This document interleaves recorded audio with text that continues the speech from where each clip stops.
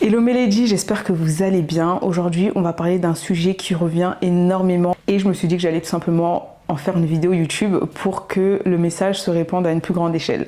Et le sujet, c'est tout simplement la multipotentialité. Il y a plusieurs personnes qui sont multipotentielles et qui ne s'en rendent pas compte et qui sont justement en marge de la société parce qu'ils ont l'impression d'être incompris, ils ont l'impression de ne pas réussir, ils ont l'impression de stagner là où les autres évoluent. Et dans cette vidéo, je vais vous expliquer mon parcours, je vais vous expliquer également quelles sont les choses que vous pouvez faire pour y remédier et répondre à des questions qui me sont venues en rapport avec la multipotentialité.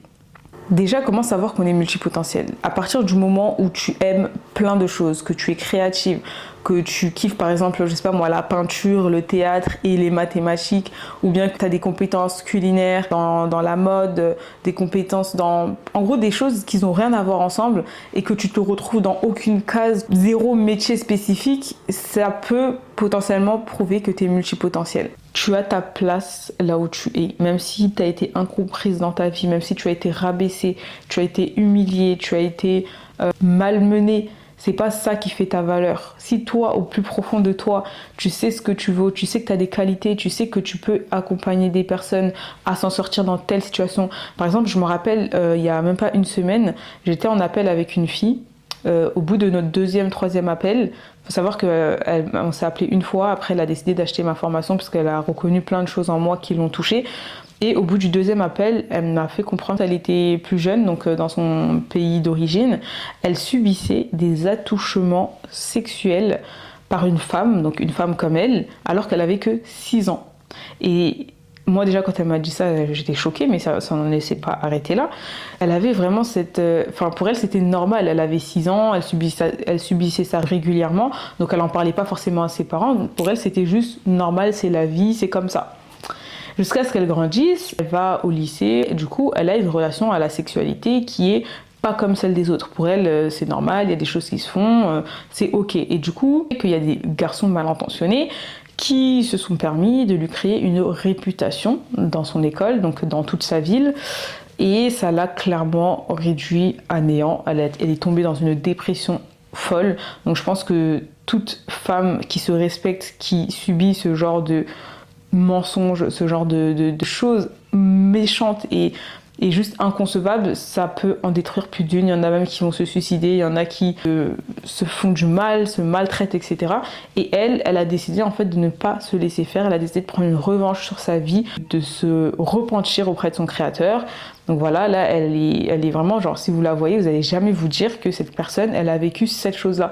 Et quand elle m'en a parlé, déjà ça m'a énormément touchée qu'elle se confie à moi alors que on ne se connaissait pas spécialement, mais c'est aussi cette qualité-là qu'on a en tant que multipotentiel, cette sensibilité émotionnelle-là qui fait que souvent les gens ont tendance vraiment à se confier à nous très rapidement. Et pourquoi aujourd'hui je vous raconte ça? C'est parce que si aujourd'hui vous avez vécu des choses qui vous ont profondément détruit, qui vous ont profondément fait du mal, qui vous ont offensé, etc. et que vous avez réussi à vous en sortir, que vous avez réussi à sortir vos têtes de l'eau, c'est que vraiment vous êtes forte et que vous pouvez montrer le chemin à d'autres femmes ou personnes qui ont subi ça.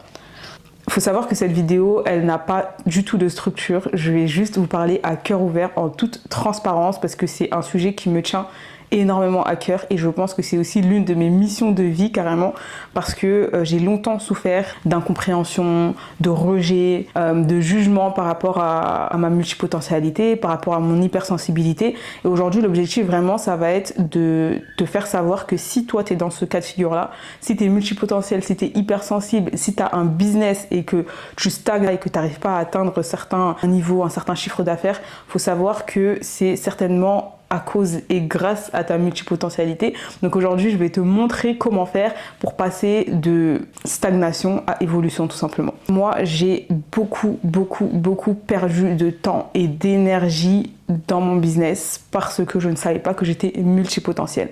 Depuis toute petite, donc moi j'ai vécu 8 ans au Sénégal, de mes 8 ans à mes 16 ans. Depuis toute petite, ma mère elle me demandait qu'est-ce que tu veux devenir plus tard. Il faut que tu saches qu'est-ce que tu veux devenir plus tard parce que tu vas être une personne importante.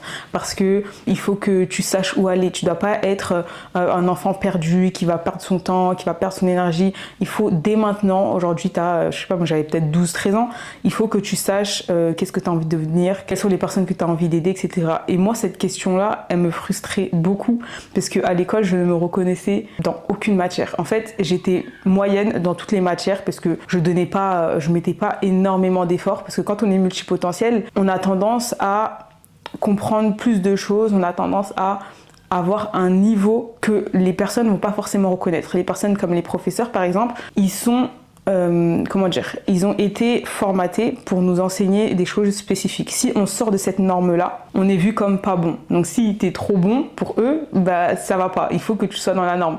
Et moi, j'ai longtemps vécu ce jugement-là et du coup, ça m'a poussée à donner juste le strict minimum et donc à être moyenne partout. Et du coup, ça m'a plongée un petit peu dans une sorte de fainéantise, une sorte de paresse mentale.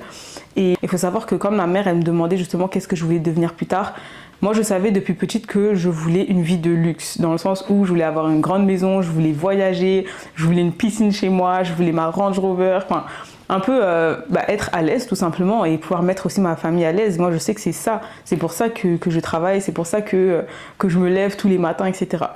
Et le seul métier que j'ai trouvé le plus proche de cette vision-là, ça a été le fait d'être architecte. Parce que l'entrepreneuriat, c'est le seul métier dans lequel je me disais que j'étais libre de faire ce que je voulais, dans lequel j'étais libre de vraiment être moi-même en fait, sans qu'on ait à me juger, sans qu'on me dise ouais là c'est trop, là c'est pas assez.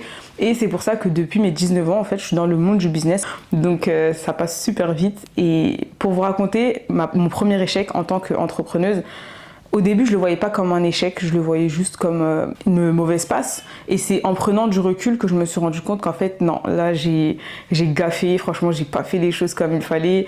Et c'est là où j'ai commencé à chercher à me former, à me faire accompagner, etc.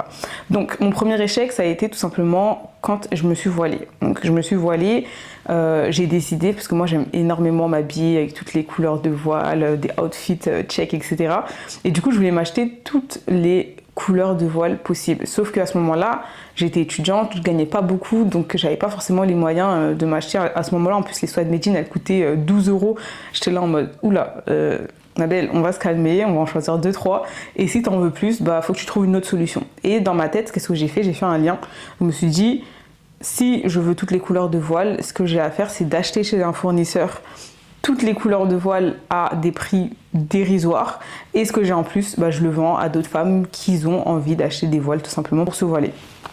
Et quand j'ai fait ça, j'ai commandé ma première commande, je me rappelle, j'avais dépensé peut-être 200 €. J'étais trop contente parce que la qualité elle était incroyable, j'ai pioché toutes les couleurs qu'il me fallait et le reste j'ai mis dans ma story Snap pour mes copines.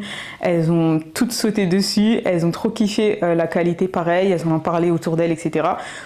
Et ce que j'ai fait, c'est que par la suite, je me suis dit, bon, en plus j'ai eu un retour sur investissement. Donc par exemple, j'avais investi 200 € et j'ai récolté peut-être 400-500 €. Je me suis dit, bon, il y a un potentiel là-dedans. Donc j'ai décidé de refaire une commande, puis une deuxième, puis une troisième, etc. Et au bout d'un moment, j'étais en rupture de stock, sauf que j'avais plus de fonds. Parce que moi, je suis une grosse dépensière. Je n'avais aucune éducation financière. Dès qu'il y a de l'argent qui rentrait, elle sortait automatiquement. Il y avait toujours quelque part pour mettre de l'argent. Et donc, je me rappelle, il y avait des mois où je faisais peut-être 2-3 000 €, mais à la fin du mois, je me retrouvais avec 0 dans mon compte. Ce que j'ai décidé de faire, c'est de chercher des formations, de regarder un petit peu sur Insta, les réseaux, des personnes qui peuvent m'éduquer financièrement, parce que souvent, quand on a grandi dans une famille dans laquelle il y a eu par exemple des problèmes face à l'argent, dans laquelle l'argent c'est tabou, des familles dans lesquelles l'argent a un rôle spécifique, et ça nous suit toute notre vie. Et ça, c'est quelque chose également qui m'a beaucoup handicapée, puisque pour moi, l'argent, je le voyais, comme une source de problème, et 2, comme aussi quelque chose qui va venir résoudre les problèmes. Donc en fait, mon cerveau, il était perdu, il avait la tête entre deux chaises. Je sais pas si ça se dit. Mais en tout cas, dans ce cas de figure-là, Mon money mindset, comme on dit, il était nul de chez nul. Et quand j'ai commencé à me former, donc à savoir aussi comment gérer mon portefeuille, par exemple quand je touche 1000 euros, combien de pourcentage je dois mettre dans mes dépenses, combien de pourcentage je dois mettre dans le loisir, dans l'épargne, etc. Et puis par la suite, ce qui s'est passé, c'est que j'ai voulu développer ma marque. Donc je suis passée des voiles à vouloir faire des tenues modestes fashion. En plus, à ce moment-là, c'était vraiment à la mode. J'ai dépensé près de 5000 euros dans les vêtements, dans les shootings. Et au final, ça n'a pas pris pareil le site. J'en avais pour à peu près 1000 balles. Moi, je m'étais limitée à mes amis, le bouche à oreille, etc. Et j'allais pas toucher autre que mes amis, ma famille. Donc au bout d'un moment, ça stagnait. Tout ce qui était stratégie marketing sur les réseaux sociaux, je n'y m'y connaissais absolument pas, et je ne cherchais pas non plus des personnes qui pouvaient tout simplement m'éduquer par rapport à ça. Donc pareil, j'ai fait une très très grosse erreur, le fait de vouloir tout faire toute seule, gérer mon compte toute seule, ne pas m'éduquer sur des stratégies de contenu, des stratégies marketing, sur également mon unicité, etc. Et donc ça, pareil, c'est quelque chose qui m'a fait vraiment couler dans mon entreprise. Puis la troisième chose, c'est que aussi je me suis rendu compte que en fait la mode, les vêtements, etc., c'est quelque chose que je kiffe moi, mais c'est pas quelque chose que je veux faire tous les jours en fait. C'est pas quelque chose qui m'anime. Le matin quand je me réveille, je me dis pas ah trop bien, là je vais vendre une tenue. Non, moi je kiffe bien m'habiller, j'aime bien me sentir à l'aise dans ce que je porte et tout, mais c'est pas quelque chose dans lequel je me verrai évoluer dans ma carrière. Donc ça a été mon premier business que je n'ai pas continué, parce qu'aujourd'hui, si je décide de le reprendre avec les compétences, les connaissances que j'ai, c'est quelque chose qui pourrait exploser. Mais vu que c'est quelque chose qui ne m'anime pas, j'ai décidé de le laisser de côté. Alors, la première fois que j'ai fait 10 000 euros, il faut savoir que c'était une période dans laquelle j'étais vraiment dans le rush. Je venais juste de rencontrer mon mari. On était dans un business tous les deux. Il me coachait pas mal, parce qu'il faut savoir que mon mari, ça fait plus de 9 ans qu'il entreprend. Il a accompagné plus de 4000 personnes dans l'entrepreneuriat. Il a généré plusieurs millions de chiffres d'affaires, etc. Moi, il a décidé de également me donner des conseils dans mes différents business. Et il m'a dit, écoute, là, la première fois qu'il m'a vu, on a discuté un peu de ce qu'on faisait, il m'a dit tu fais énormément de choses, c'est hyper inspirant, c'est super bien. Par contre, le conseil que je pourrais te donner, ça serait de faire une chose à la fois. Concentre-toi sur une seule chose pour l'instant. Et moi, dans ma tête, c'était juste impossible. Tu peux pas dire à une multipotentielle, fais une seule chose. Non, ça c'est comme si tu nous dis, tu nous ôtais un bras. On peut pas faire un seul truc. Notre cerveau, il a toujours besoin d'être sollicité. On a toujours ce besoin-là de savoir qu'on est en capacité de faire telle chose, qu'on est en capacité de donner, de faire, etc. Et du coup, moi, quand il m'a dit ça pour la première fois, je me suis dit, mais alors lui, il est vraiment mal parti dans ses conseils. Et au final, par la suite, je suis allée me former également dans d'autres mentorats, avec d'autres coachs, etc. Et ils m'ont dit tous la même chose. Tout le temps, à chaque fois que je me formais, ou à chaque fois que j'avais un accompagnement, la personne en face, elle me disait « Attends d'atteindre la vitesse de croisière dans ce business avant d'en entamer un autre ». Et moi, ça, je refusais de l'entendre, parce que je le comprenais de la mauvaise manière. La véritable manière de faire en tant que multipotentiel, c'est pas de faire une seule chose dans sa vie. C'est de faire une seule chose à la fois.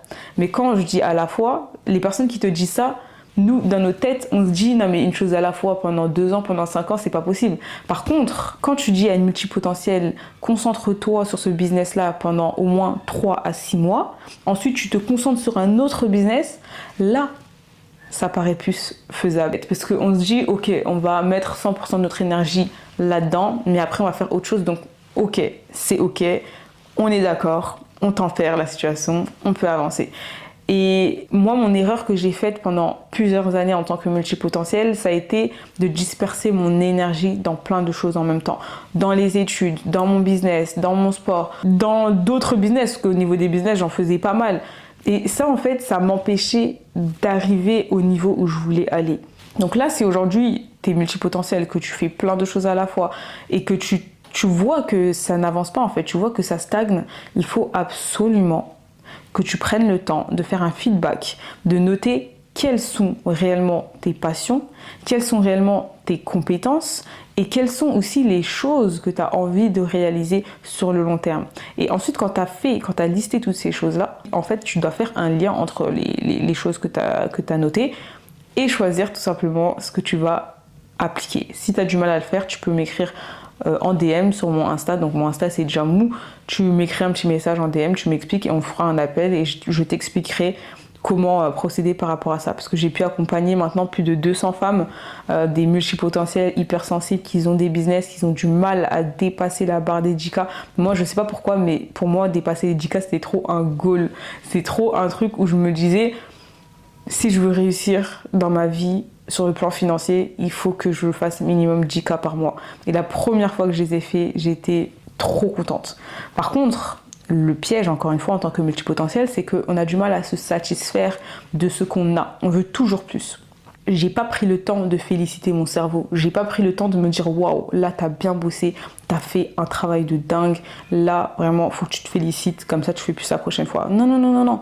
Moi j'étais là en mode non mais je me comparais. Ça c'est un truc à vraiment ne plus jamais faire dans sa vie. Si tu as tendance à regarder les comptes des autres, regarder et te dire waouh, comment ça se fait, elle arrive à faire ça, en plus elle a un enfant, elle arrive à faire ceci, cela, elle arrive à voyager alors que moi, non, tu fais ça, t'es foutu. Et moi, j'avais cette tendance-là à regarder, du coup, c'est bien de s'inspirer d'autres personnes, de regarder celles qui font 50 000, 100 000 euros par mois et tout, mais ça devient toxique quand toi, tu te compares par rapport à eux.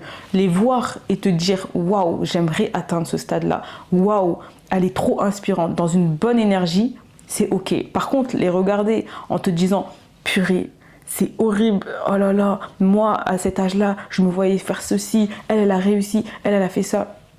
Non, plus jamais. Et à ce moment-là, vu que mon cerveau il me l'a fait payer, hein, j'ai pas pris le temps de le remercier, j'ai pas pris le temps de le féliciter alors qu'on est notre propre ami.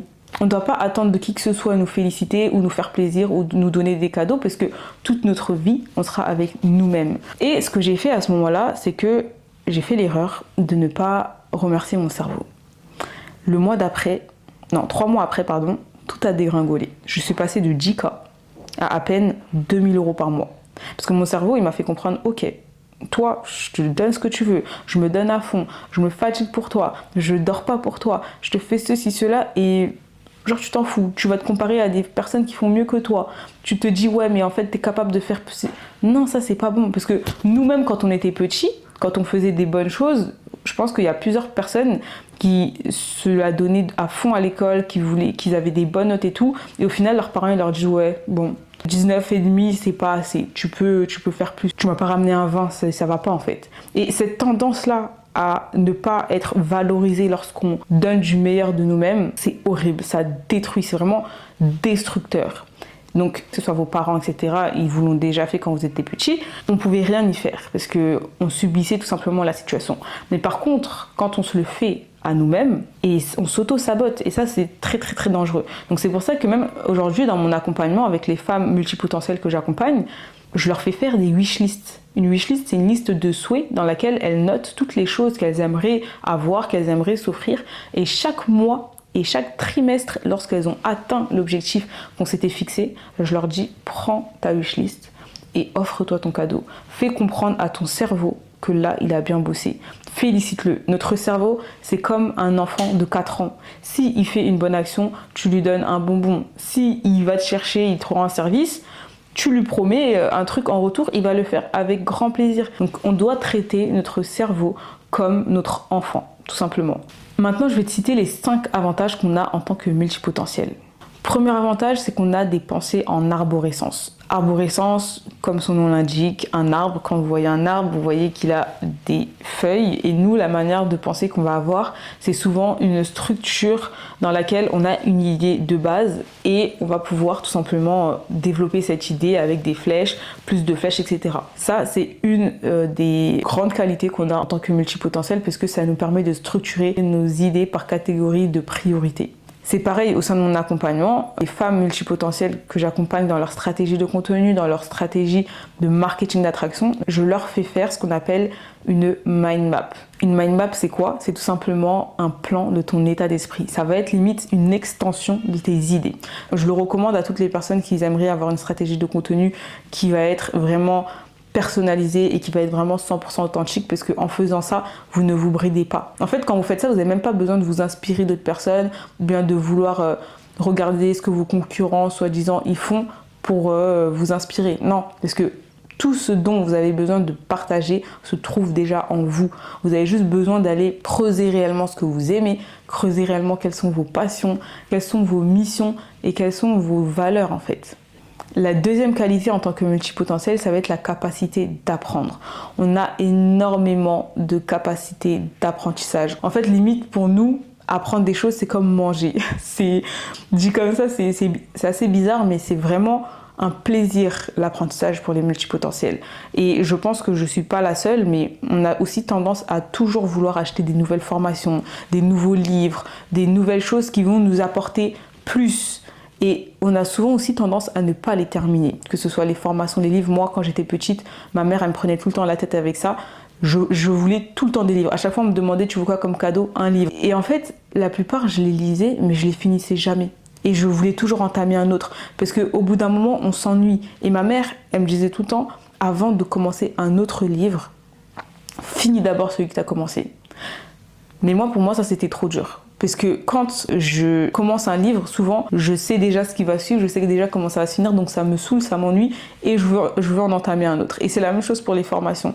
Et ça, c'est un piège, parce que dès qu'il va falloir justement tenir une certaine rigueur, tenir une certaine discipline, qu'est-ce qui va se passer? Eh ben, on va abandonner. Et c'est là où il est le problème, c'est là où on va gâcher tout notre talent de multipotentiel. Donc ça, c'est une qualité, le fait de pouvoir apprendre rapidement, vouloir apprendre plein de choses, avoir la soif de l'éducation, c'est bien. Mais ça peut être un piège quand on l'utilise de la mauvaise manière. Et c'est aussi pour ça que dans ma formation pour les multipotentiels, j'ai pris vraiment le soin de mettre que 2 vidéos par module, des vidéos qui vont droit au but, qui expliquent concrètement qu'est-ce qu'il y a à savoir sur le mindset d'une entrepreneuse à Jika, l'énergie à avoir en tant que femme, en passant par les cycles féminins, sur la structure de son business. Tout ça, c'est des fois des sujets qui sont intéressants mais qui peuvent être ennuyeux si ils sont racontés de manière trop stratégique, trop éducative, etc. Donc, vu que moi-même je l'ai vécu, que j'ai pas fini plusieurs formations, que souvent j'achète des choses et finalement ça me saoule, je les termine pas, je voulais pas que ça arrive pour les personnes qui achètent ma formation. Admettons, là, tu regardes une vidéo sur un sujet, ok, tu as appris des choses, mais ça ne te sert à rien si tu le mets pas en application. Donc c'est pour ça que à chaque vidéo que j'ai mise en place, il y a des exercices à faire par la suite. Attention, faut pas boire tout d'un coup. Parce que nous, en tant que multipotentiels, on aime trop enchaîner tout d'un coup. Si on achète une formation, on est capable de regarder au moins 5 modules en une seule nuit. Parce qu'on a soif, encore une fois, d'apprentissage. Et ça aussi, c'est pas bon. Parce que si tu prends trop d'informations, ton cerveau, il n'a pas le temps de le mettre en application. Il n'a pas le temps de digérer, en fait. Et c'est pour ça qu'à chaque fois qu'une personne prend ma formation, je lui dis regarde qu'un seul module par semaine. Et souvent, ils ont envie de tout finir parce que quand tu regardes le premier module, tu kiffes, tu mets ça en application, tu as envie de passer un step, tu as envie d'avancer. Sauf que non, chaque chose en son temps. Et ça, j'ai mis du temps à le comprendre. Mais aujourd'hui, avec du recul, après avoir eu certaines épreuves, après avoir vécu certaines choses, je me rends compte que ça sert à rien de se précipiter. Et encore une fois, ma mère, elle me le disait tout le temps. Dalal, en Wolof, elle me disait doucement, chaque chose en son temps. Et moi, on me traitait de Apple, en gros, les personnes qui sautent dans tous les sens, qui veulent toujours tout faire en même temps. C'est très, très, très mal vu au Sénégal en plus. Les personnes qui veulent faire plein de choses, qui ont trop d'idées, surtout les femmes. Là-bas, les femmes, elles sont éduquées pour être dal, tei, je sais pas comment le dire en français, mais être vraiment posée, pas indécise. Et cette culture-là aussi, elle m'a beaucoup frustrée parce que je me sentais vraiment à la marge de la société. Je me sentais comme un ovni en fait. Et en France, ça s'est pas amélioré parce que l'école, c'est la même chose. Faut que tu suives des normes. Mais c'est vrai que si aujourd'hui, par exemple, t'as eu une culture africaine, West Af, que ce soit Mali, Guinée, peu importe, sache que tu n'es pas anormal et arrête de vouloir plaire aux autres. Reste toi-même. Moi, j'ai toujours eu, malgré le fait qu'on me crie dessus, qu'on me punissait, qu'on me frappait, franchement, et j'avais toujours cette envie-là de rester moi-même. Il était hors de question que je me range ou que je réponde à certains critères pour plaire à la société, pour plaire à ma famille, pour plaire à mes parents. Mes parents, je les aime de tout mon cœur, je les respecte, je les remercie pour l'éducation qu'ils m'ont offerte puisque je ne serais pas là devant vous aujourd'hui. Mais par contre, c'est pas parce que je les aime de tout mon cœur que je vais changer mon identité, je vais changer ma manière d'être pour leur plaire. Et c'est hyper important de rester soi-même parce que quand tu essayes de ressembler à quelqu'un ou répondre à certaines normes, en fait, c'est comme si tu effaçais ton identité première. Je dis pas qu'il faut pas écouter ses parents. Je dis pas qu'il faut pas répondre à certaines normes de la société. Je dis pas ça. Mais simplement, son identité, sa manière d'être, sa joie de vivre, son énergie, c'est des choses qu'on doit conserver. On est des lumières, comme des bougies. Et il est hors de question qu'on laisse quiconque nous éteindre. Parce qu'à partir du moment où tu es une bougie éteinte, tu ne peux plus éclairer personne. Il y a deux types de personnes dans la vie. Il y a ceux qui montrent le bon exemple et il y a ceux qui font les mauvaises choses pour qu'on leur montre le bon exemple. Maintenant, à toi de décider dans quelle catégorie de personne tu veux être. Est-ce que tu veux montrer le bon chemin à suivre par les erreurs que tu as faites, ou alors est-ce que tu as envie d'être cette personne-là, comme Pharaon par exemple.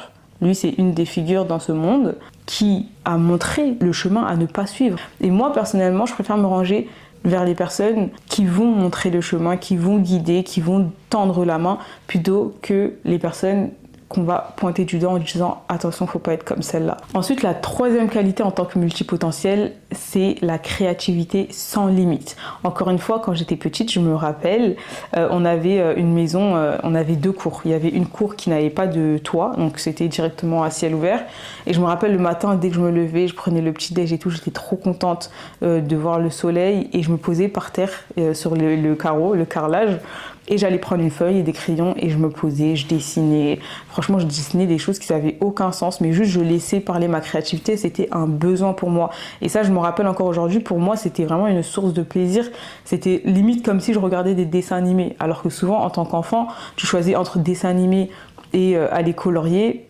Bah, tu choisis la télé. Sauf que moi, vraiment, c'était un kiff pour moi de colorier, de dessiner, de peindre, de lire. Toutes ces choses-là qui vont booster ta créativité, qui vont venir vraiment te reconnecter à toi-même, regarder les fleurs. C'était des choses, franchement, je kiffais. Écrire des paroles de chansons aussi, parce que des fois, quand je me sentais pas bien, j'écrivais des paroles de chansons hyper dépressives d'ailleurs. Quand je me rappelle, franchement, c'est un truc de fou. On avait l'impression que je vivais une misère alors que j'étais très très bien. J'allais à la plage toutes les semaines, j'étais dans une maison au top, donc franchement... C'est avec du recul que je me dis waouh, la créativité, elle peut aller vraiment loin quand on la développe. Et aujourd'hui, si toi, en tant que multipotentiel, tu sens que quand tu as grandi, tu as mis de côté cette partie de toi créative, que ce soit la peinture, le dessin, les lectures, la poterie, peu importe, il est temps de reprendre ces bonnes habitudes-là petit à petit, parce que c'est pas quelque chose que tu vas mettre là maintenant tout de suite. Mais moi, depuis que je me suis rendu compte de ma créativité, que je l'avais limite enterrée, j'ai commencé à mettre quelques routines, au moins une fois par mois, de prendre une journée où voilà, je vais sortir mes pinceaux, mes feuilles, je vais commencer à peindre, même si ça n'a aucun sens. L'idée, c'est vraiment de décharger ce qu'on ressent de par des couleurs, des dessins, etc. Ensuite, la quatrième qualité que les multipotentiels développent, ça va être tout simplement l'intelligence émotionnelle. Ça va être souvent aussi corrélé à l'hypersensibilité parce que on capte beaucoup les émotions. On a tendance à, rien qu'en voyant la personne, savoir si elle nous en veut, si elle a quelque chose contre nous, si elle est stressée, si elle est préoccupée par quelque chose. Et au-delà du fait de capter les signes visibles, il y a ce qui ne va pas se voir. Donc au niveau de l'énergie, on va souvent avoir tendance à capter les énergies que vont dégager les autres. C'est-à-dire que rien qu'en rentrant dans une pièce, on arrive à savoir qui est triste, qui est mauvais, qui est dans vraiment les énergies basses et qui va être dans des énergies hautes, des énergies d'abondance, des énergies de soutien, etc. Et ça, c'est une qualité d'un côté, puisque ça nous permet clairement de trier et de voir quelles sont les personnes auxquelles on doit se méfier. Mais d'un autre côté, c'est un défaut, parce que des fois, même si on sait que certaines personnes ne sont pas bonnes pour nous, que certaines personnes ne nous apporteront rien, on a cette gentillesse-là de les garder dans nos vies. Et du coup, on donne du temps, on donne tout ce qu'il faut et au final on reçoit rien en retour. Et ça, c'est hyper dangereux parce que ça peut nous éteindre encore une fois et ça peut surtout nous vider de notre être et nous empêcher d'aller réaliser notre mission de vie. Et la cinquième compétence en tant que multipotentiel, c'est qu'on n'entre dans aucune case. Moi, je la qualifie comme une compétence parce que je pars du principe que rentrer dans une case, c'est vraiment se limiter. En tant que multipotentiel, on a la possibilité de dessiner les cases, de les enjoliver, de les reconstruire, de les déformer. Donc, rentrer dans une case. Pour nous, c'est pas possible. Quand on le fait, c'est comme si on bridait notre potentiel. Et c'est aussi une des raisons pour lesquelles la plupart des multipotentiels ne finissent pas leur cursus scolaire. Encore une fois, je n'encourage personne à arrêter ses études, mais toutes les personnes qui le font en tant que multipotentiel, c'est pour une raison principale. Et la raison principale, c'est surtout parce qu'elles se sont choisies elles. Elles ont reconnu qu'elles n'arrivaient pas à continuer dans ce type de schéma-là, qu'elle n'arrivait pas à rentrer dans cette case-là que la société veut nous faire comprendre. Et donc, elle a décidé de se détacher. Et c'est en aucun cas quelque chose qui va être mauvais ou négatif. Au contraire, surtout si la personne derrière, elle essaye de s'en sortir, que ce soit à travers l'entrepreneuriat ou autre chose, hein. L'essentiel, ça va être de vraiment faire quelque chose qui nous plaît, qui nous drive, qui nous fait nous réveiller le matin avec la joie de vivre. Donc voilà, c'était les 5 qualités qu'on a en tant que multipotentiel. Si tu as conscience déjà que tu as des talents, que tu as des capacités, c'est très très bien. Maintenant, si tu te sens en décalage, c'est totalement normal parce que tout le monde n'est pas multipotentiel. Tout le monde n'est pas surefficient mental, tout le monde n'est pas hypersensible. Donc la plupart des personnes, 70% des personnes réfléchissent avec l'hémisphère gauche. Donc l'hémisphère qui va plutôt prioriser la logique, qui va plutôt prioriser tout ce qui va être linéaire. Tandis que les 30 autres pourcents, ils vont réfléchir avec l'hémisphère droit, qui va être plus lié avec les émotions, avec l'intelligence vraiment émotionnelle. Et nous, en tant qu'hypersensibles multipotentiels, on est souvent dans cette catégorie-là d'hémisphère droit, donc qui va réfléchir plus avec les sentiments, avec une logique, mais qui va être plus tournée dans l'émotionnel, tout simplement. Donc, si tu ne te sens pas en adéquation, c'est totalement normal. Il faut juste que tu prennes le temps de noter quels sont tes talents, quelles sont tes compétences et comment est-ce que tu peux monétiser tout ça. Parce que si aujourd'hui, tu es dans un cas de figure où tu n'aimes pas ce que tu fais, tu travailles dans quelque chose qui ne te fait pas vibrer, etc., il faut bien en sortir un jour ou l'autre, sinon tu vas péter les plombs. En tant que multipotentiel, on peut tout envoyer en l'air juste parce que notre cerveau, il en a marre de faire des choses qu'il n'aime pas. Et on ne voudrait pas en arriver là, donc l'objectif, c'est de ne pas tout quitter d'un coup, c'est de pouvoir monétiser tes compétences à côté de ce que tu fais déjà.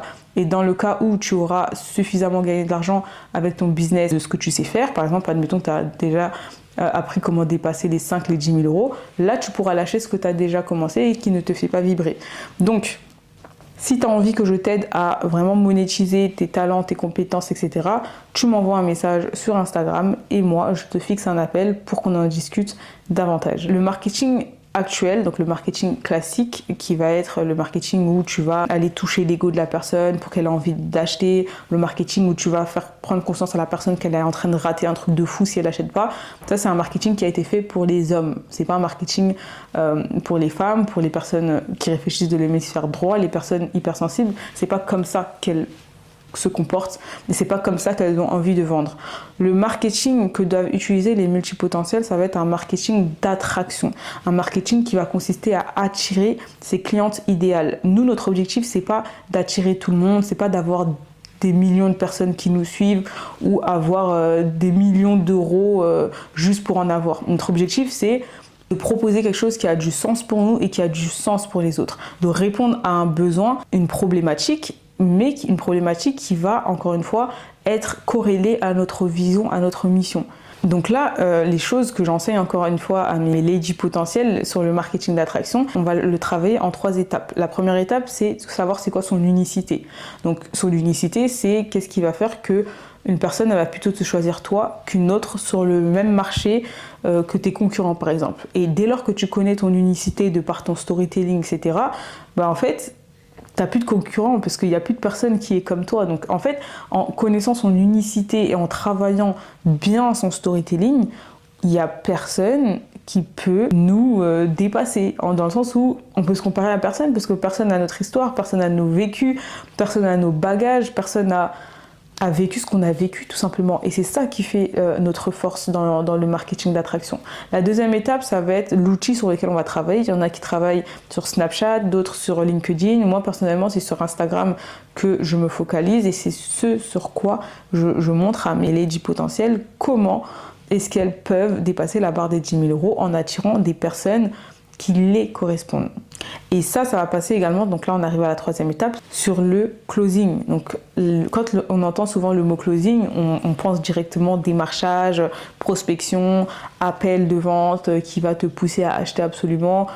C'est relou. Sauf que là, moi, ma méthode d'enseigner le closing, elle n'a rien à voir avec ça. Ça va passer vraiment dans une méthode douce, une méthode d'approche, de vouloir donner des conseils, de vouloir aider, de vouloir vraiment sincèrement apporter quelque chose à la personne, même si en retour elle n'achète rien, même si en retour elle ne te donne rien, l'objectif il reste le même. Et c'est ça que j'aime dans le marketing d'attraction, c'est que tu donnes sans compter, tu donnes de ta valeur, tu donnes de tes connaissances, de tes compétences sans rien attendre en retour. Et c'est comme ça que tu reçois encore plus que ce à quoi tu t'attendais. Et j'aime trop ça parce que même dans la religion, on en parle beaucoup, que le fait de donner, le fait de faire l'aumône, même si t'as pas beaucoup d'argent, même si t'as pas beaucoup de choses, ça ne t'enlève en rien. Parce qu'en fait, Dieu, ce qu'il va faire, c'est qu'il va passer par toi pour donner à cette personne-là. Et c'est même un honneur d'avoir cette capacité-là, de pouvoir donner à quelqu'un. Parce qu'il y a plein de personnes qui n'arrivent pas, ils ont des millions aujourd'hui dans ce monde, et ils n'ont pas ce cœur-là de donner, en fait. Au final,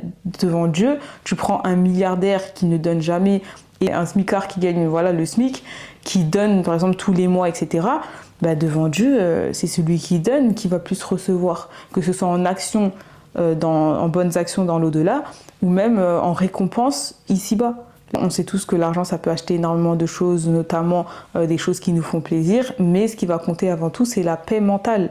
Si aujourd'hui tu es millionnaire et tu n'es pas en paix avec toi-même, que par rapport à Dieu, tu n'as pas une bonne relation, que par rapport à ta famille, il n'y a rien qui va, etc., vaut mieux ne pas être milliardaire et avoir la paix mentale. Donc l'objectif avant tout, c'est certes ok de gagner de l'argent, d'être pété de thunes, mais de le faire en adéquation avec ses valeurs, en adéquation avec sa mission en fait, en adéquation avec les choses qui résonnent en nous.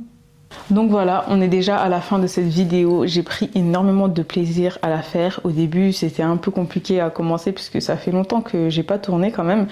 Du coup voilà, c'était un plaisir. J'espère que si tu t'es reconnu en tant que multipotentiel ici et en tant que hypersensible, tu vas pouvoir mettre en application certains conseils que je t'ai donnés dans cette vidéo. Et si vraiment tu as envie de me partager ton business, de me partager d'autres problématiques que tu as, n'hésite pas à m'en parler en privé. Et si également vous voulez que je traite un autre sujet dans ma prochaine vidéo, dites-le moi en commentaire, comme ça je prendrai le temps de noter également vos questions et d'y répondre dans la prochaine vidéo. Je vous fais des gros bisous et je vous dis à très bientôt.